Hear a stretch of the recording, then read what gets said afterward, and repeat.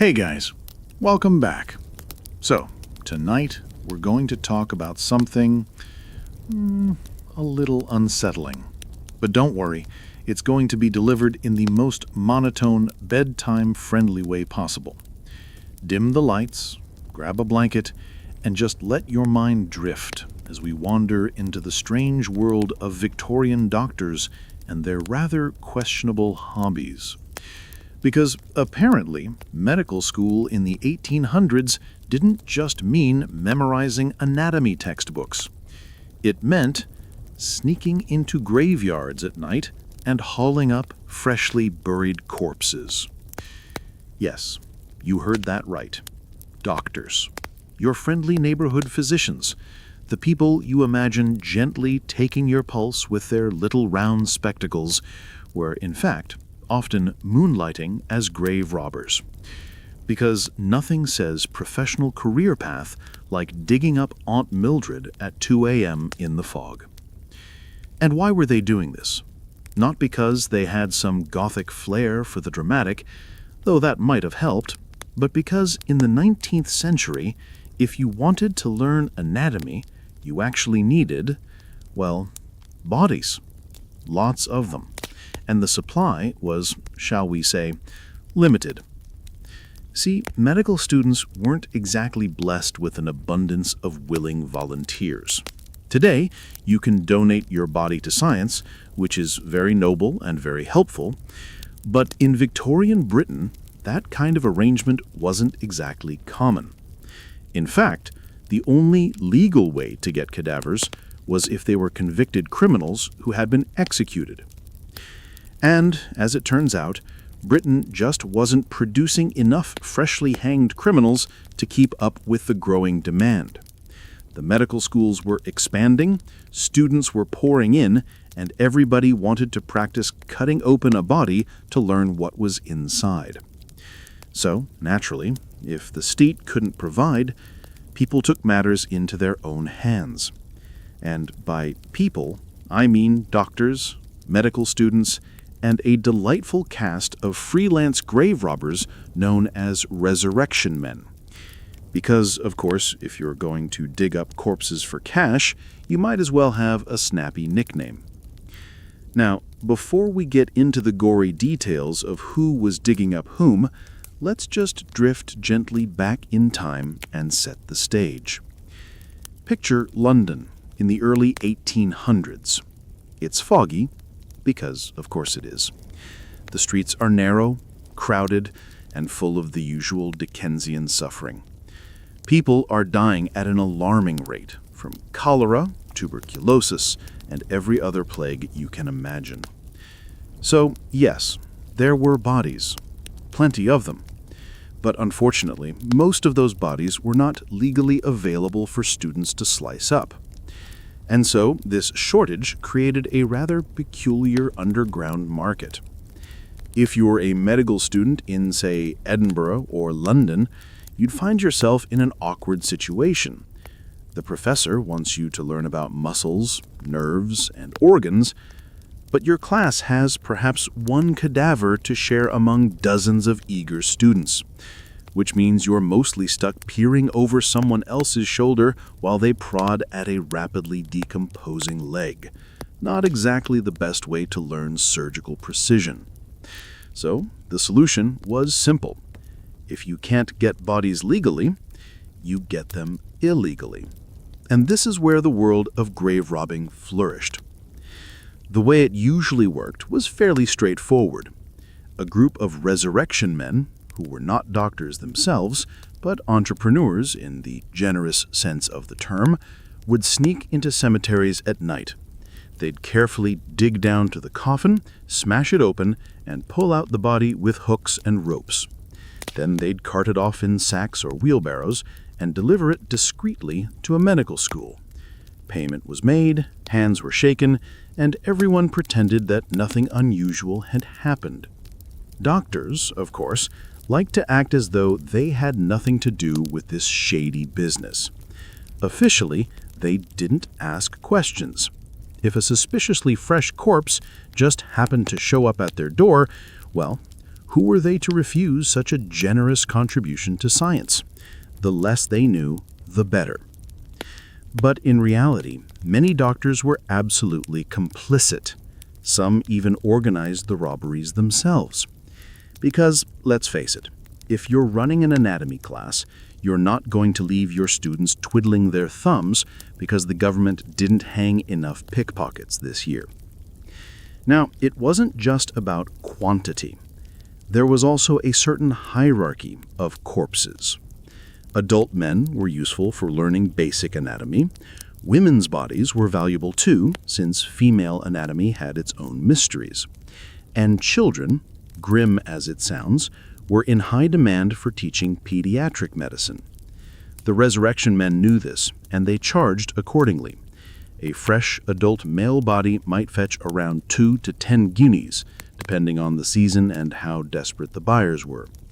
Children's corpses were sometimes even more expensive, simply because they were rarer. So yes, the Victorians had, in essence, created a very bleak price list for human remains.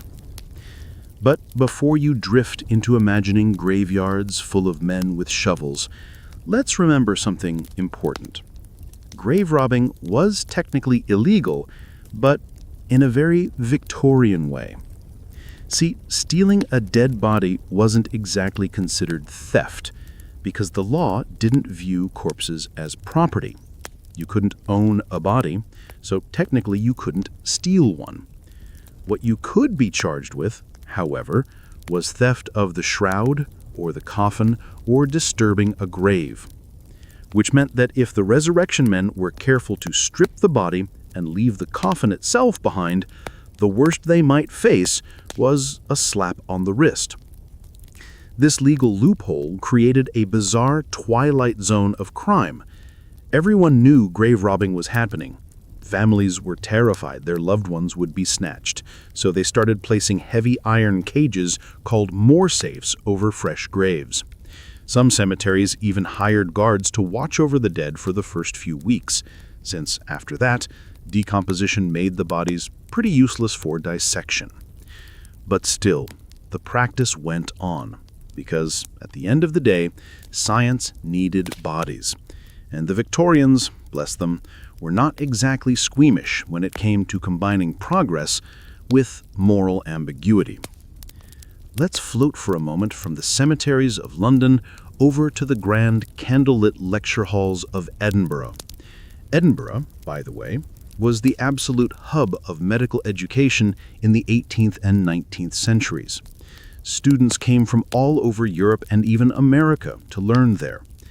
And the professors, well, they had reputations to maintain. They wanted to be able to demonstrate dissections on real, fresh bodies, and they needed a steady supply to do it, which is why Edinburgh became the epicenter of corpse-related shenanigans. And of course, this leads us to some of the most infamous cases in the entire history of grave robbing. Because while most grave robbers were just digging up graves, some decided to, well, take shortcuts. Instead of waiting for people to die naturally and be buried, they figured, why not just speed up the process? After all, why wait around for a body when you can make your own? Yes, we're talking about Burke and Her, two men whose names are forever associated with the darker side of Victorian medicine. But I'm not going to dive into their story just yet. We'll save their delightful escapades for a little later. For now, just keep them in the back of your mind, like a creepy bedtime bookmark.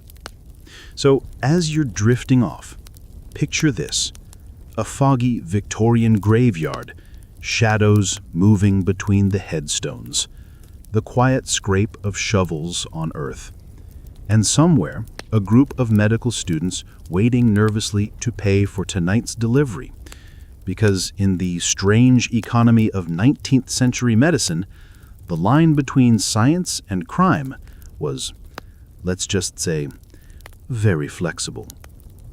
So, let's float gently deeper into this rather grim world. We already know that medical schools in the early 19th century were desperately hungry for bodies, that grave robbers, or resurrection men, were happy to provide them, and that the law had one very convenient loophole that made the whole thing possible. But sometimes, as is often the case in history, people decided to push things just a little bit too far. And that's where we meet the dynamic duo of Edinburgh's darkest nightlife, William Burke and William Hare. Two men who looked at the lucrative corpse trade and thought, why go through the hassle of shovels and coffins when we can just manufacture our own supply? Now, before we tuck into their delightful resume of crime, let's set the mood. Edinburgh, in the 1820s, was a strange mix of Enlightenment brilliance and a seedy underbelly. On the one hand, it was the intellectual capital of Scotland, producing some of the greatest physicians and scientists of the age. On the other hand, it was also a city full of overcrowded tenements, drinking dens, and the occasional convenient alleyway where a person might disappear. Perfect conditions, in other words, for men like Burke and Hare. So who were they? William Burke was an Irish immigrant, a shoemaker by trade, who drifted into Edinburgh around 1817. He wasn't particularly special. He wasn't particularly bright. He was just a guy trying to make a living.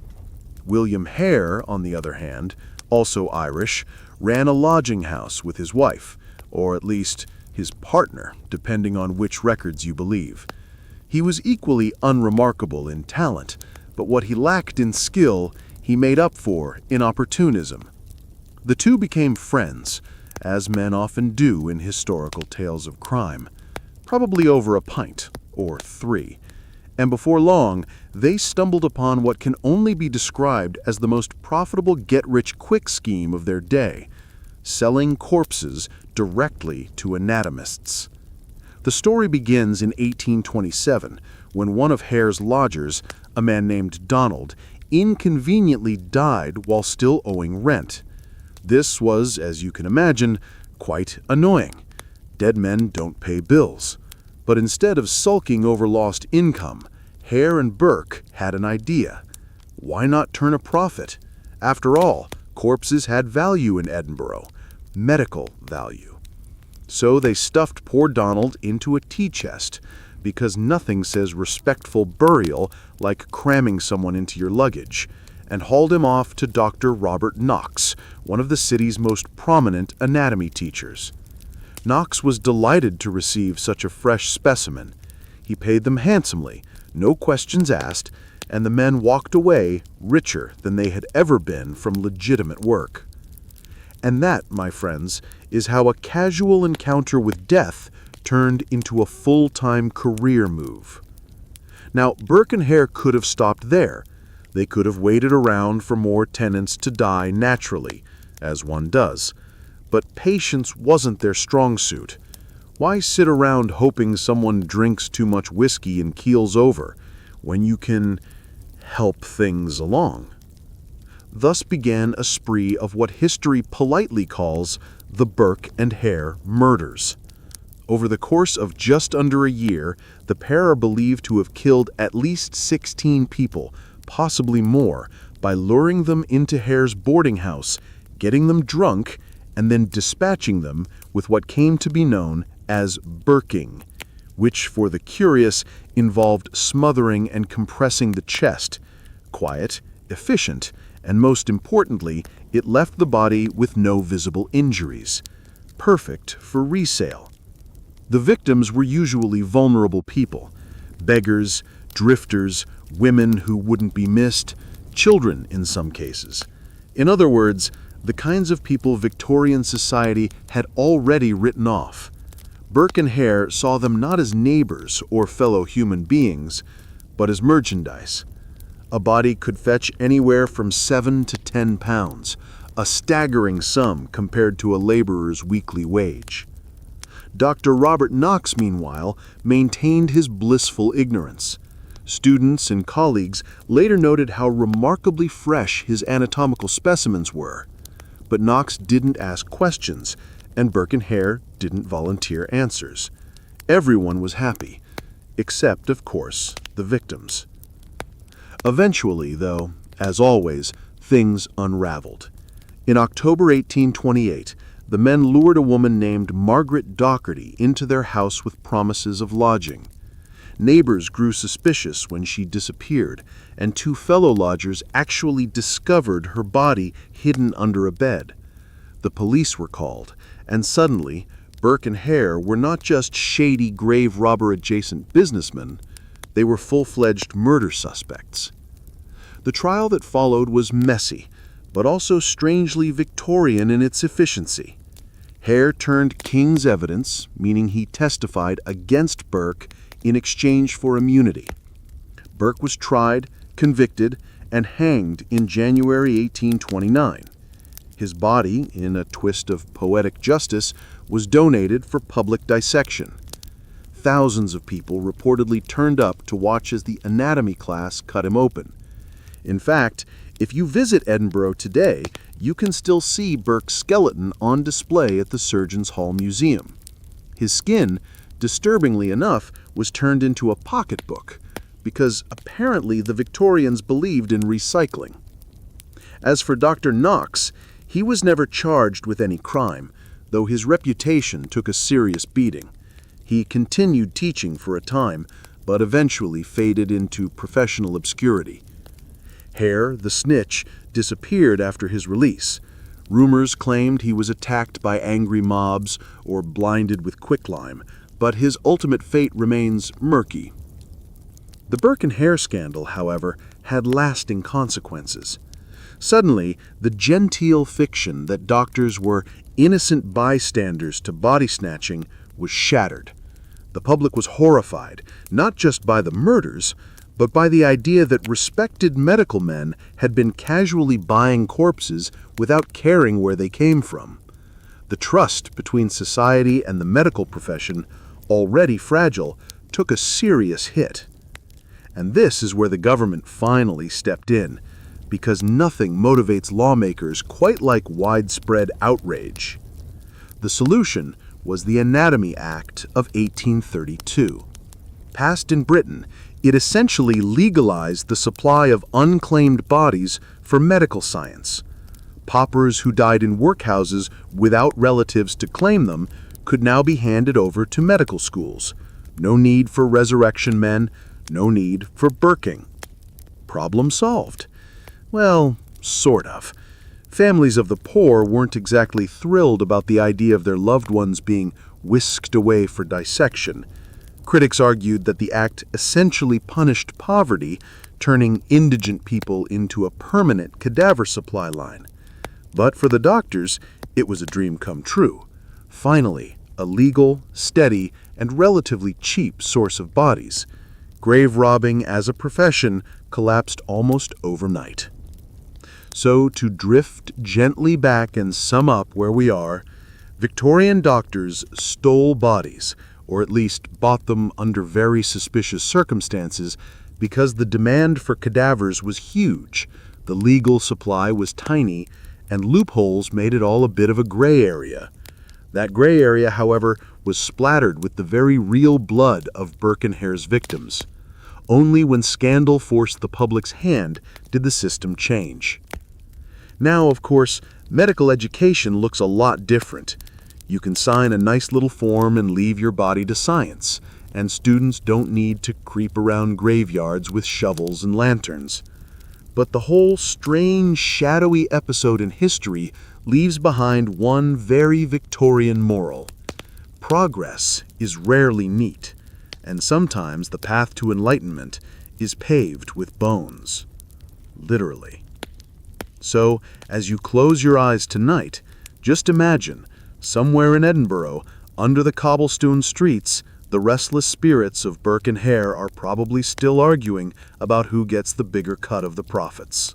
So far, we've seen how medical schools needed bodies, how resurrection men made a living supplying them, and how Burke and Hare decided to skip the middleman entirely by manufacturing corpses on demand.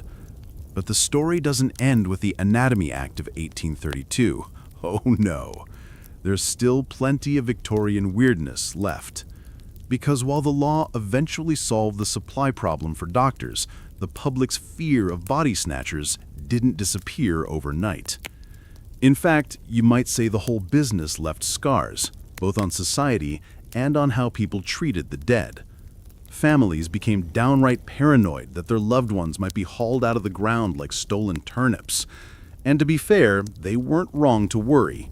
If you buried your grandmother in the early 1800s, there was a very real chance someone would dig her up within a week and sell her to the nearest anatomy lecturer. Not exactly the peaceful eternal rest people hoped for. So, naturally, Victorians started coming up with, let's just say, creative solutions. And if there's one thing we know about Victorians, it's that when faced with a problem, they tended to over-engineer it with equal parts seriousness and absurdity. One of the most famous innovations was the Mort safe.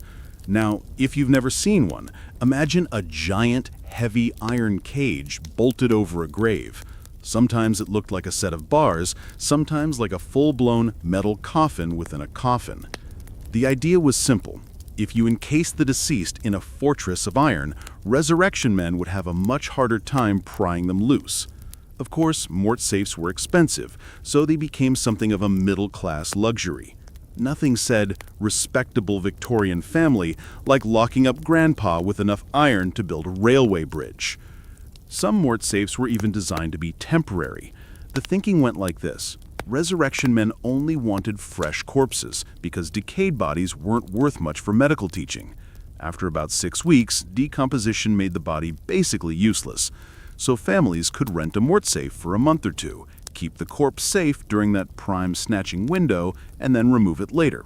Practical, economical, and very, very morbid. But Mort safes weren't the only trick. Some cemeteries hired guards to watch over graves at night. Yes, graveyard watchmen became an actual job.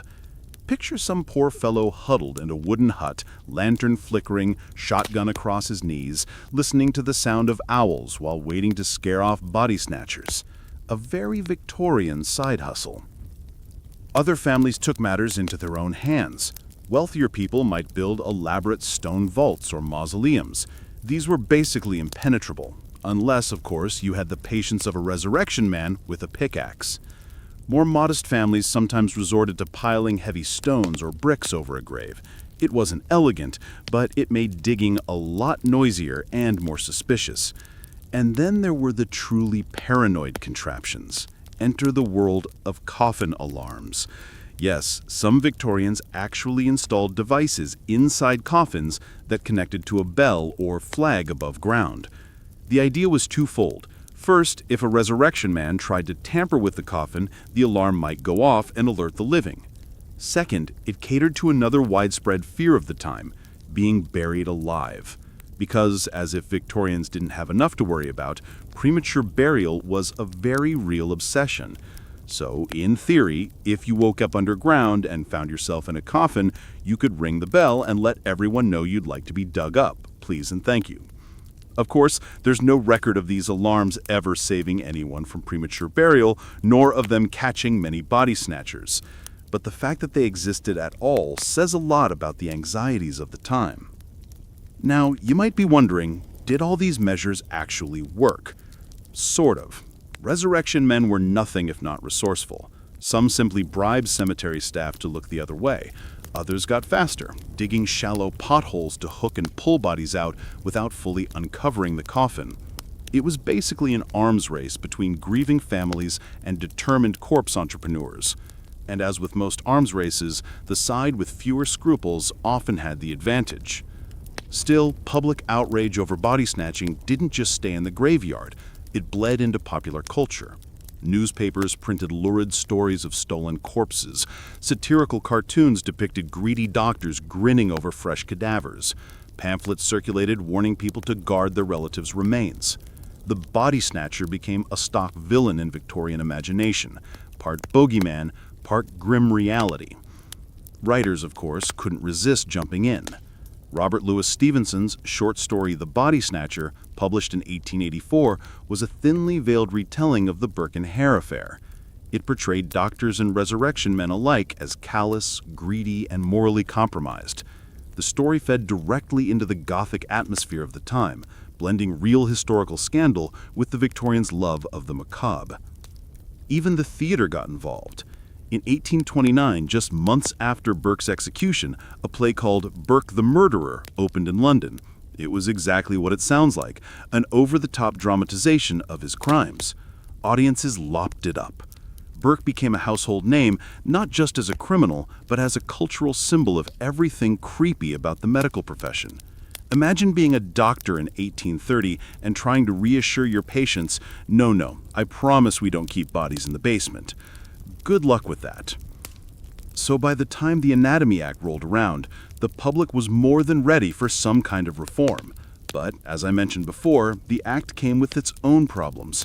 By legalizing the dissection of unclaimed pauper bodies, it effectively shifted the burden from the middle-class families, who could now rest easy knowing mortsaves would soon be obsolete, onto the poorest in society.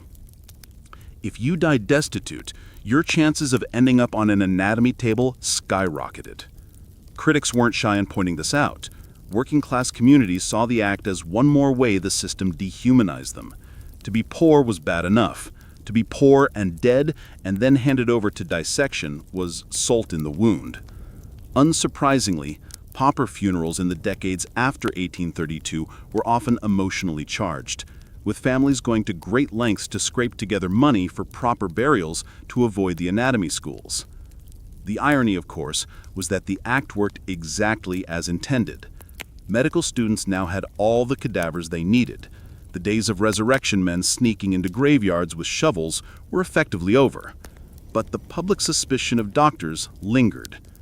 Medicine might have been advancing rapidly in the Victorian era, surgery, anesthesia, germ theory, but for many ordinary people, doctors were still the men who had once winked at grave robbers and looked the other way. And honestly, who could blame them? So let's drift gently back and think about where we are now. We've gone from foggy graveyards to iron mort safes, from shady watchmen to melodramatic theater plays. We've watched doctors protest their innocence while happily accepting suspiciously fresh bodies. We've seen governments attempt reform and end up punishing the poor in the process. And all of it because medical science needed corpses. Strange, isn't it? The Victorians were obsessed with progress, industry, and discovery. Yet underneath it all, their medical education was built on the literal bones of the marginalized. Every breakthrough in anatomy carried with it the faint smell of damp soil and disturbed graves. So the next time you think of Victorian medicine, those sepia photographs of serious men in long coats, their beards bristling with intellectual confidence, just remember that behind the respectable facade was an entire shadow economy of body snatchers, mort safes, and coffins with bells attached. Because progress, as always, is never quite as clean as the textbooks make it seem. The winter streets of London in the early 19th century had a particular silence to them, a kind of hush that fell over the cobblestones once the lamps guttered low and the last of the pub doors were shuttered. And in that silence, people sometimes swore they heard the faint scrape of metal against earth. It was not the sound of a farmer at work or a gardener in daylight. It was the furtive, careful clawing of a shovel cutting into freshly turned soil. These were the hours when the so-called resurrection men went about their business, and though most respectable citizens prayed never to see them, nearly everyone knew they were there, moving quietly in the mist, selling the dead to men in wigs and long coats who swore it was all in the name of science. Doctors at the time lived in a paradox. They were expected to perform miracles of knowledge and skill, to cut into human flesh with steady hands and a precise understanding of anatomy. Yet the very thing that gave them mastery, the human body itself, was locked away behind laws and customs that treated corpses as sacred property. In theory, you could only legally dissect the bodies of executed criminals. But by the Victorian period, executions were not nearly as common as they had been in the bloody days of the 18th century. A surgeon might teach a class of eager young men with only one cadaver for the whole term, and by the time the last students reached the table, what remained of the body was more theoretical than anatomical. Imagine a group of would-be doctors squinting at scraps of skin and bone that had already been pulled apart by dozens of hands, nodding solemnly as though they could see the entire organ system laid out clearly. It was less a science and more an act of imagination. That shortage created a pressure, and pressure always finds release. Medical schools wanted bodies, students wanted training, and professors wanted prestige. And so a system emerged, not officially acknowledged, but widely understood. Men of strong arms and flexible morals would take spades and sacks into graveyards at night. They would find the newest burials because fresh bodies fetched the best price, and they would work with efficiency. Sometimes a grave could be emptied in under an hour if the soil was soft. The body would be stripped of clothing because clothing was considered property and stealing it made you liable for harsher punishment. But the flesh itself, curiously enough, was not legally treated as property. You could not own a body, which made it difficult to convict resurrection men for theft.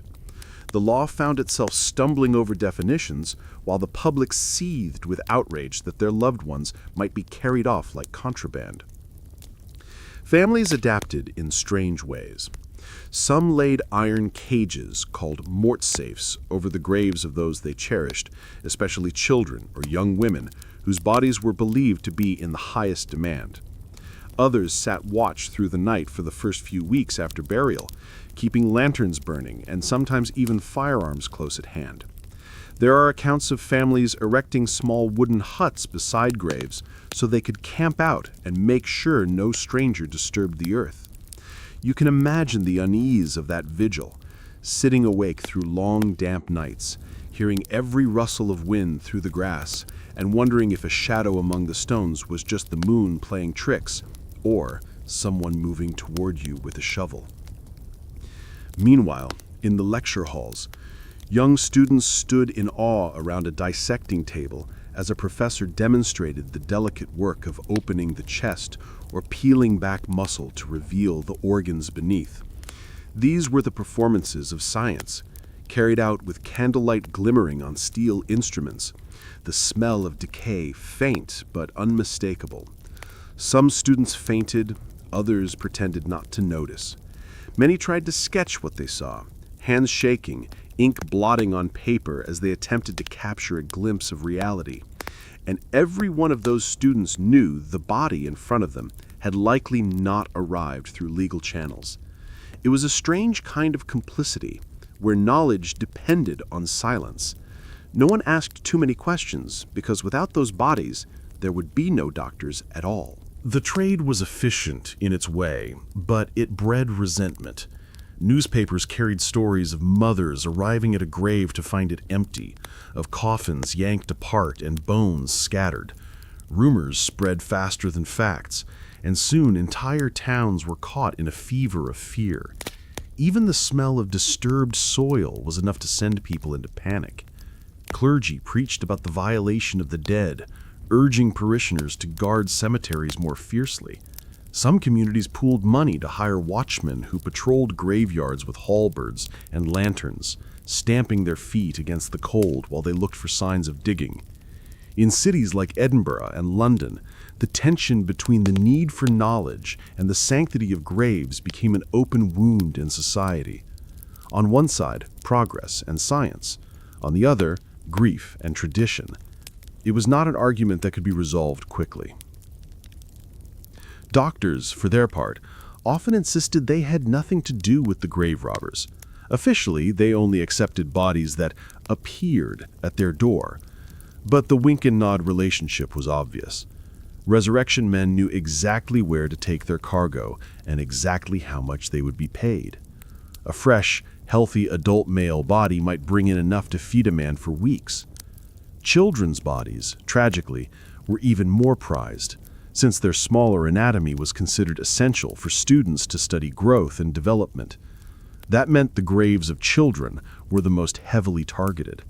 For parents who had already endured the loss of a child in an age of high mortality, a thought of that child being stolen from the grave was nearly unbearable. This added a layer of paranoia to every funeral. A burial did not mean rest, it meant a race against the resurrection men. The secrecy of it all created an atmosphere that feels almost gothic in hindsight. Fog drifting across uneven gravestones, men with lanterns moving like ghosts among the dead, and the constant hum of rumor in every tavern and market that yet another body had vanished. People began to whisper that doctors were little better than ghouls themselves, feeding off the dead to earn their titles. Medical men defended themselves by arguing that without dissection, they could not save the living. Yet that argument rarely comforted the poor whose loved ones were snatched from shallow graves. For them, it was a violation not just of law, but of dignity. And dignity mattered in death, perhaps even more than in life. Slowly, the practice turned darker still. The resurrection men grew bolder, sometimes robbing multiple graves in a single night, or targeting cemeteries near medical schools because the transportation was easier. The line between desperation and cruelty blurred. If a body could not be obtained honestly, well, honesty was never much of a concern to men who worked with spades in the dead of night. And this is where we inch closer to the horrors of Burke and Hare, men who decided it was far more profitable to skip the graveyard entirely and create fresh corpses themselves. But before that notorious case exploded into scandal, the groundwork was already laid by decades of uneasy partnership between science and shadow. And so, night after night, the shovels scraped, the families worried, the watchmen stamped their feet, and the professors lectured in hushed rooms filled with candle smoke, each side pretending that the system was tolerable, each side nursing its own form of fear. It was a world suspended between reverence for the dead and hunger for knowledge, and it is little wonder that the story of Victorian medicine carries the scent of grave earth with it even now. The rhythm of society in the early 19th century was built on layers of quiet contradiction, and nowhere was this more visible than in the uneasy relationship between the dead and those who sought to study them. On the surface, London, Edinburgh, and the other growing cities of Britain bustled with the optimism of progress.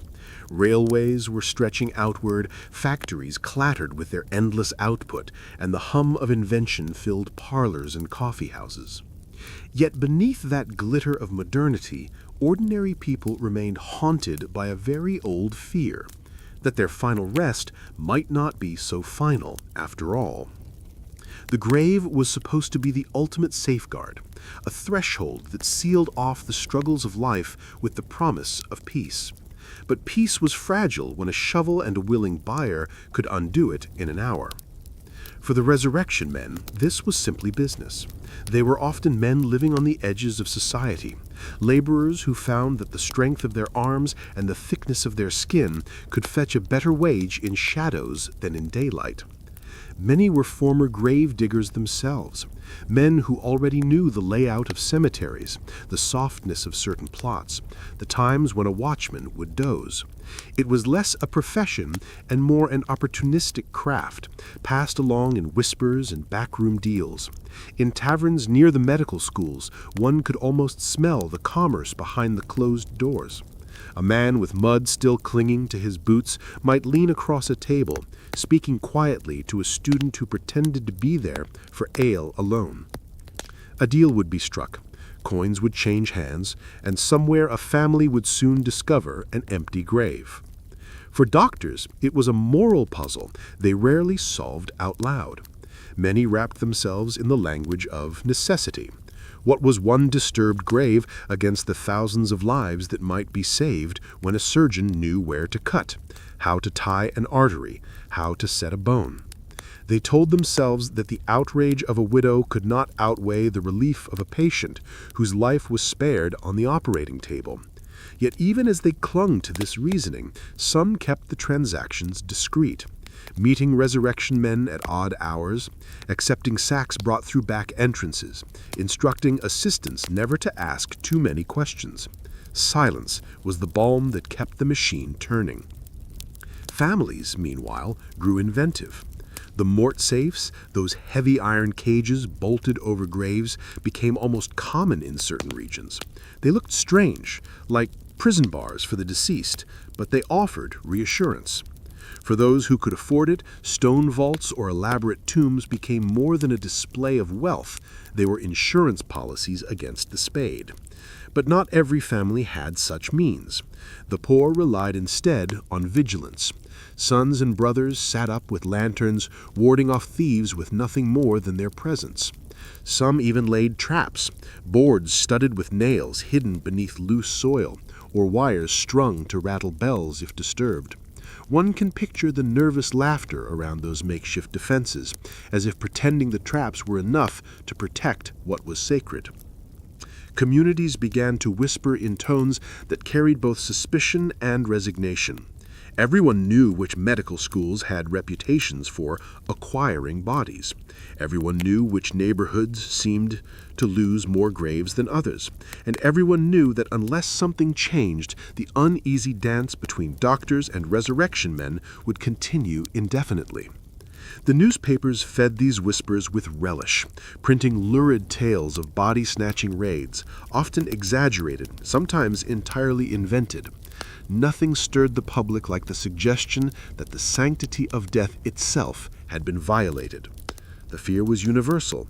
Death came for all, and so the threat of dissection hovered like a shadow over every class and every parish. The more this went on, the stranger the atmosphere grew.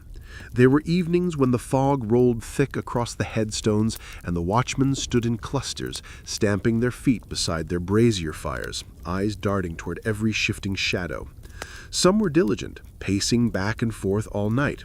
Others grew complacent, nodding off secure in the belief that their mere presence was deterrent enough. But the resurrection men were patient. They knew how to wait, how to listen, how to work quickly when the opportunity finally came.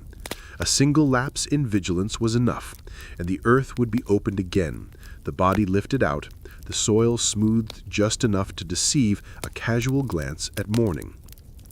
Inside the lecture halls, the story played out differently. The cadaver would arrive, still anonymous, stripped of name and history, and it would be laid upon the table as though it had simply appeared there by fate. Students gathered, their faces pale, their notebooks ready, and the professor would begin his quiet, deliberate work. Veins, muscles, organs, each revealed in turn, described with a voice of authority that suggested inevitability. And though the students sometimes wondered whose father, whose mother, whose child lay before them, they quickly learned to push such thoughts aside.